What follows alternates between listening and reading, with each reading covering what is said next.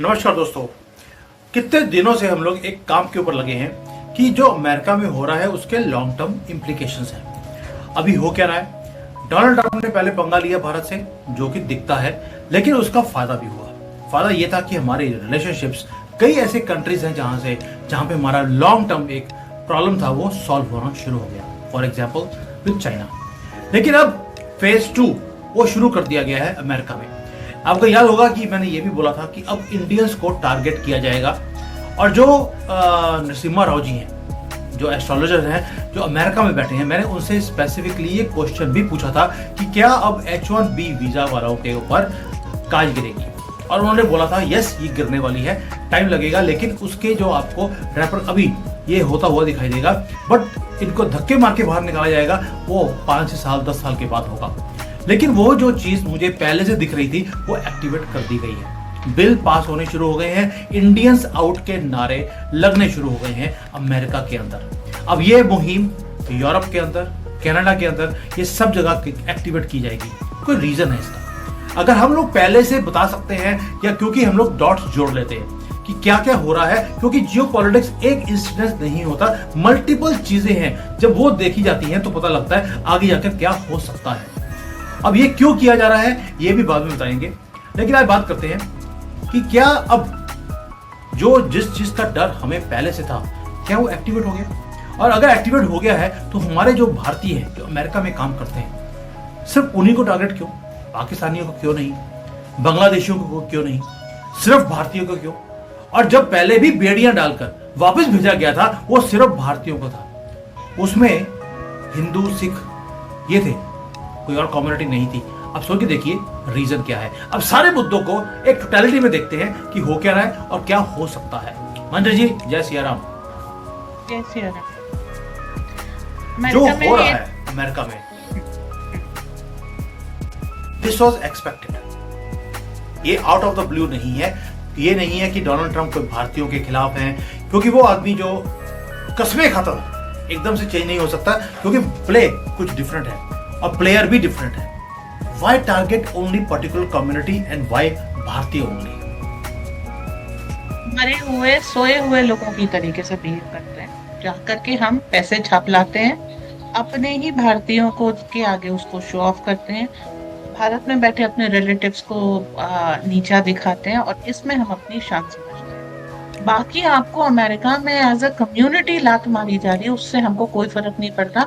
हम अहिंसा के नाम पे कायरता अपना करके कि दूसरे को बुरा लग जाएगा, हम कुछ रिस्पॉन्ड नहीं करते। अब इसका सच्चा सबूत है, सीनेट का एक बिल आया है 509 इस नंबर का। इसका पूरा जो टर्मोलॉजी है, जो इसका फ्रेमवर्क है, इसको भारतीय के खिलाफ यूज करने की कोशिश की जाएगी। अभी भारतीय कम्युनिटी इसको रिस्पॉन्ड कर रही है, तो हमें आशा है कि अमेंडमेंट्स होंगे और चीजें भारत के फेवर में हो जाएंगी। टर्म है ट्रांसनेशनल रिग्रेशन। ट्रांसनेशनल मतलब बाहर से आए लोग जो हैं यहाँ पर अमेरिकी सोसाइटी को रिग्रेस कर रहे हैं, उनको दबा रहे हैं, उनको रूल करने की कोशिश कर रहे हैं। और ये जान लीजिए, ये पहली घटना नहीं है अमेरिका। 1800 में ऐसा हो चुका है, 1900 में ऐसा हो चुका है, और अब 2000 की सदी में भी यही हो रहा है। क्यों?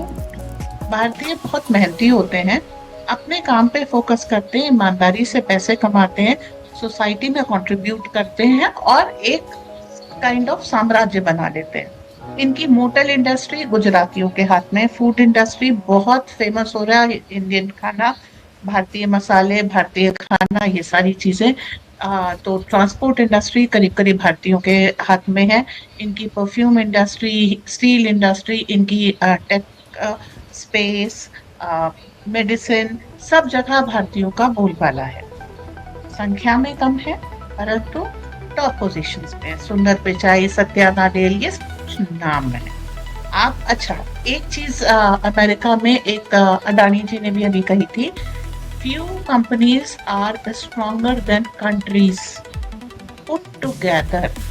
इसका मतलब है जो आपकी व्यापारिक शक्ति है वो कई देशों से ज्यादा है, और इसको हमको अपने फेवर में इस्तेमाल करना चाहिए। तो जो आपके हाथ में अगर गूगल है तो आप कितने देशों को लटका भटका सकते हैं।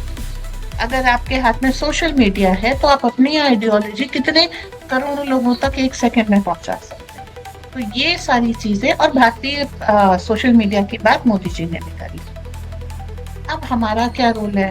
हम टेक कुली कहे जाते हैं। ये एक बड़ा अपमानजनक शब्द है जिसको हम फेदर इन द हैट समझते हैं कि सारा बोझ हम ढोते हैं, हमको तनख्वाह भी कम मिलती है, हमारे साथ दुर्व्यवहार भी होता है, पर हम डॉलर छाप के खुश हैं। स्वाभिमान नाम की चीज नहीं है।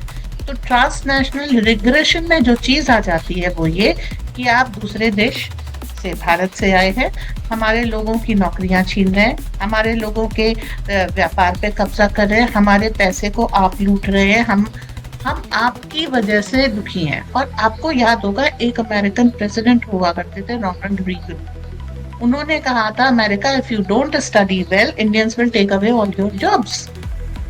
ये तब की बात है, ये आज सत्य है।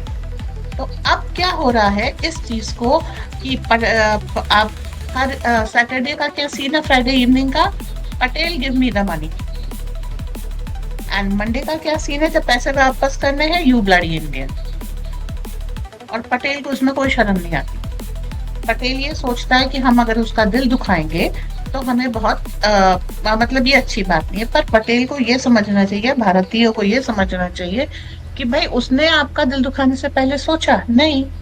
तो अब आपको अमेरिका में खड़ा होना होगा।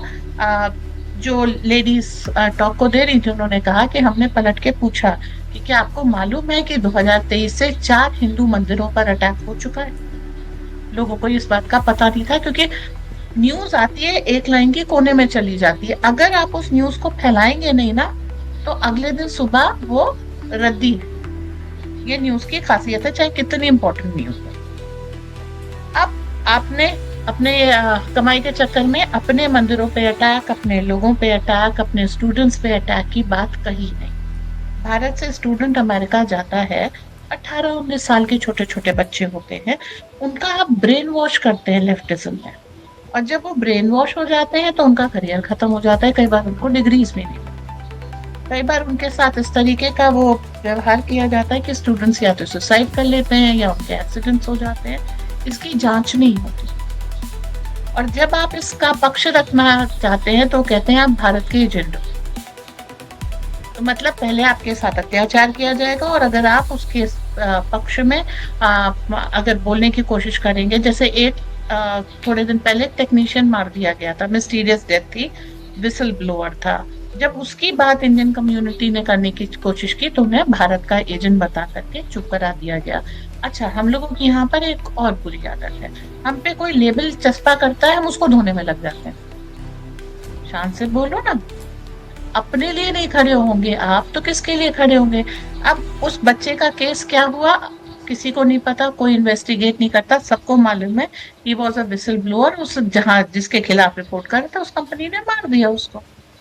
क्योंकि आप अब इंडियन एजेंट नहीं कहलाना चाहते, तो अब वो एक डेथ, अगली डेथ आएगी तो आप थोड़ी देर के लिए जाएंगे, फिर सो जाएंगे, करना क्या है। उस पर उनकी कैपेसिटी आकी जाती है। भारतीयों के पास लॉयर्स भी हैं, भारतीय सेनेटर भी हैं, तुलसी गाबार्ड है, निकी हेली है, ये काफी हद तक प्रो इंडिया बात करती हैं। एक, आपको उनको मजबूती से सपोर्ट करना होगा। दूसरा, अपने बिल ले जाकर के इनको देने होंगे कि आपको अगली बार वोट चाहिए तो मेरे बिल पास करो।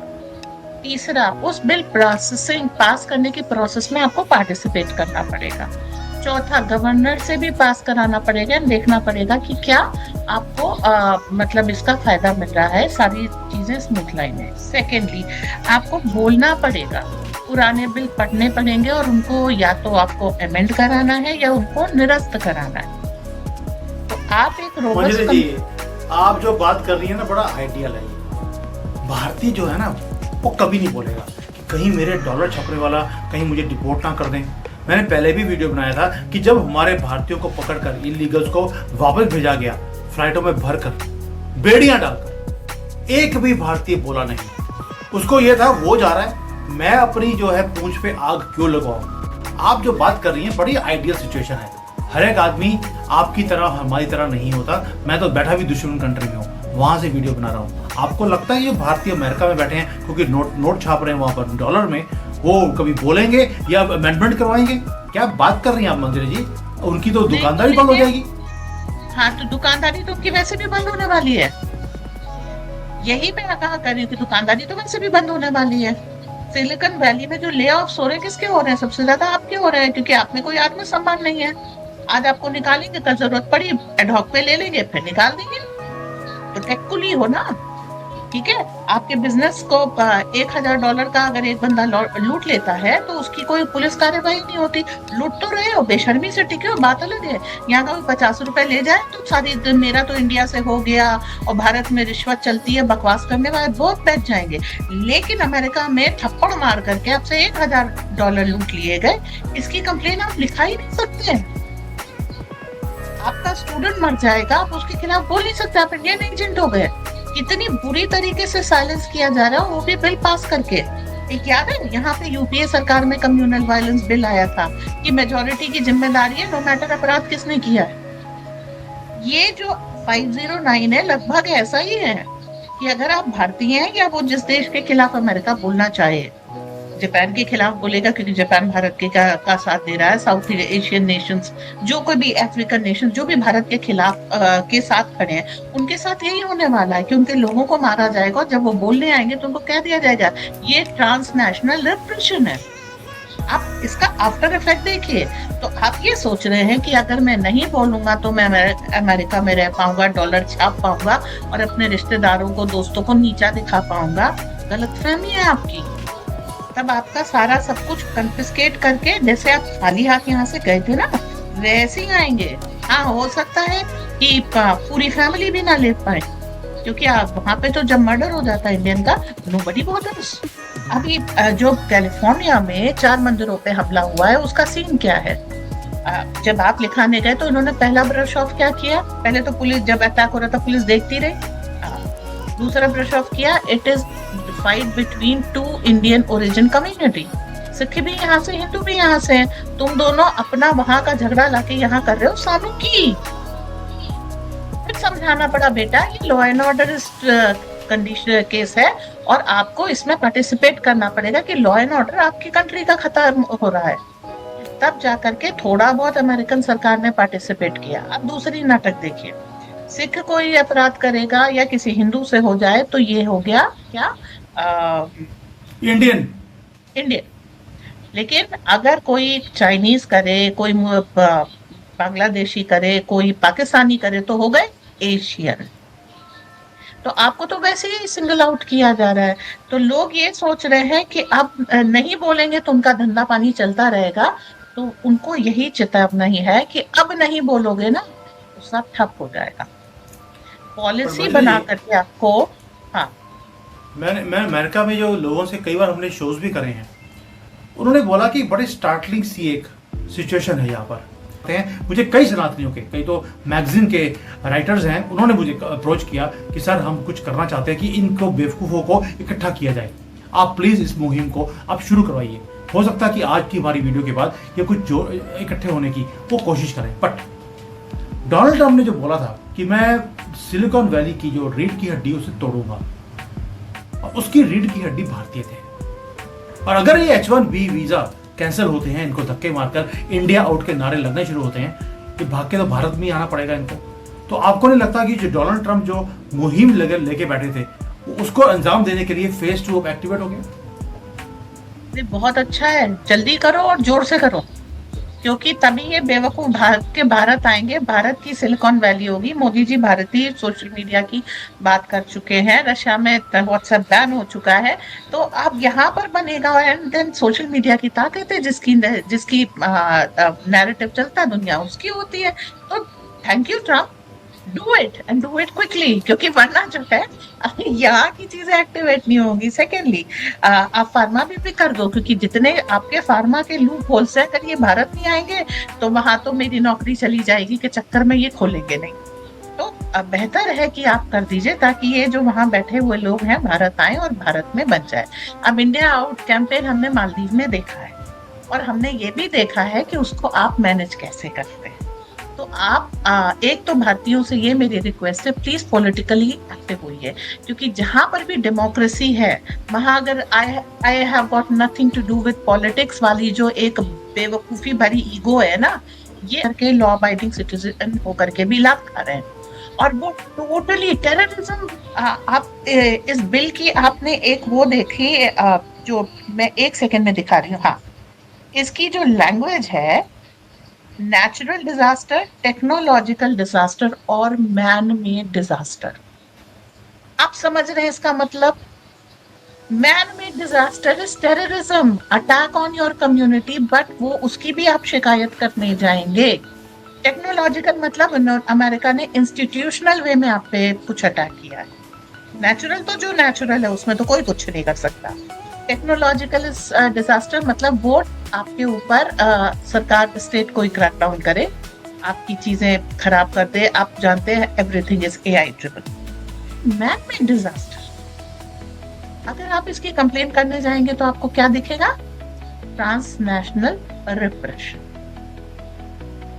आपके सारे अधिकार इस बिल के साथ छीने जा चुके हैं। ये बिल पास हो चुका है।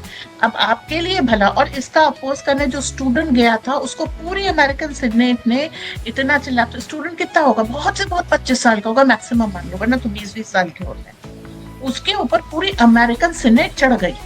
वो बेचारा भागेगा ही, उसके लिए बहुत पीड़ादायी अनुभव हो गया।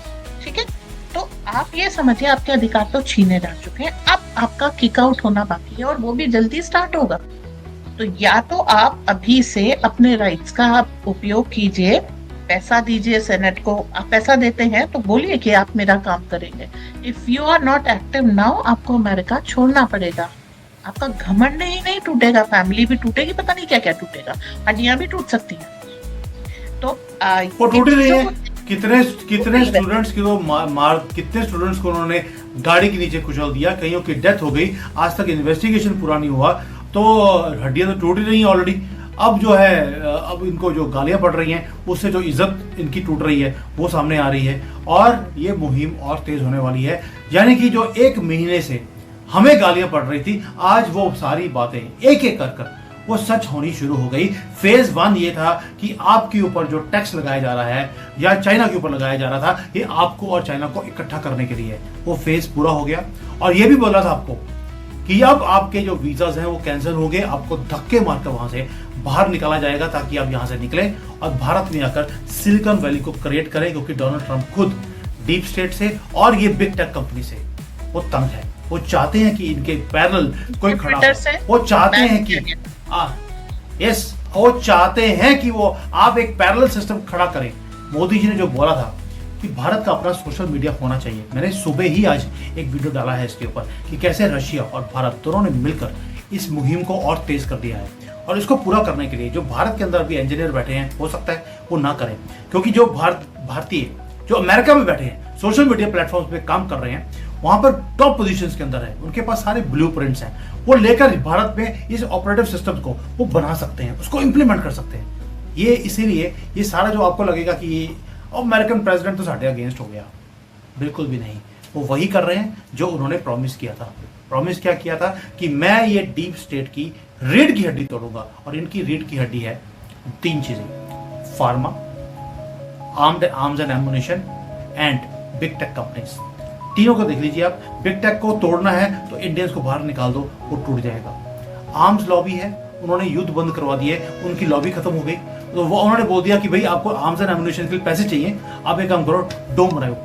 जो आयरन डोम बनाने की कोशिश कर रहे हैं वो, it is going to cost $2 to $3 trillion. वो चुप होकर बैठ गए, पैसे मिल गए। और फार्मा के लिए बोल दिया भारत से फार्मा खरीदने की जरूरत नहीं है, अब अमेरिका में बनाइए। फार्मा लॉबी भी खुश, तुसी भी खुश, तो सारे खुश। तो अब देखिए वो एक एक काम वही कर रहे हैं जो उन्होंने प्रॉमिस किया था। तो क्या करें, इंडियन मीडिया को मैं ये वीडियो बनाऊंगा तो टीआरपी नहीं मिलेगी, लेकिन हमारा काम है कि सिर्फ ट्रुथ को दिखाना। इसलिए बार बार बोल रहा हूँ कि जो अभी हो रहा है ये वैसा ही हो रहा है जैसा कि होना चाहिए था, जो डोनाल्ड ट्रंप ने बोला था कि मैं करके दिखाऊंगा। जी मजरी जी। देखिए, जिसका कैंसिल होता जा रहा है वो अपनी प्रॉपर्टी वगैरह बेचने की कोशिश करेगा, क्या डिस्ट्रेस सेल होगी और आपको जो वैल्यू है उसका आधा या चौथा ही मिलेगा। तो सेकेंडली जितने भी भारतीय वहाँ पर हैं हम उनसे रिक्वेस्ट करेंगे इमूवेबल प्रॉपर्टीज का आप देखिए, जिसको ये लग रहा है कि उनके कॉन्ट्रैक्ट्स पूरे हो रहे हैं और वो भारत उनको शिफ्ट होना पड़ेगा, समय रहते ही प्रॉपर्टीज बेच करके भारत में पैसा लगा लीजिए और यहाँ पर अपना बेस बना लीजिए। ये बहुत ज़रूरी है। इंडियन कम्युनिटी को अमेरिका में बहुत तेजी से हैमर किया जाएगा और कनाडा में चल रहा है, ऐसा नहीं कनाडा में नहीं चल रहा। तो आपको सेकेंडली मैं इंडियन पेरेंट्स से रिक्वेस्ट करूंगी अपने बच्चों को अमेरिका पढ़ने भेजना बंद कीजिए। तो अमेरिका की और जो इन्फोसिस जैसी कंपनीज हैं, आई रियली रिक्वेस्ट देम कि अपने सोशल मीडिया प्लेटफॉर्म्स बनाने पे ध्यान दें रादर देन अमेरिका को फ्यूल करने के लिए। और इसके लिए आजकल इसको बनाने के लिए सुंदर पिचाई के पीछे ट्रम्प पड़ गया, तो वहां से भी कुछ गुड न्यूज आ सकती है। एनवीडिया तो पहले ही आ गया है, टिम कुक ने पहले ही कह दिया है, अब अगला टारगेट सुंदर पिचाई है, गुड न्यूज आपको जल्दी सुनने को मिलेगी। चलिए, अब ये मोदी जी ने अगर लाल किले से बोला है तो आप समझ सकते हैं कि सीरियसनेस है। ही already knows what is going to happen. और तभी ये कड़ियाँ जोड़कर हम एक महीना पहले से बोल रहे थे कि this is going to happen and it has been passed in the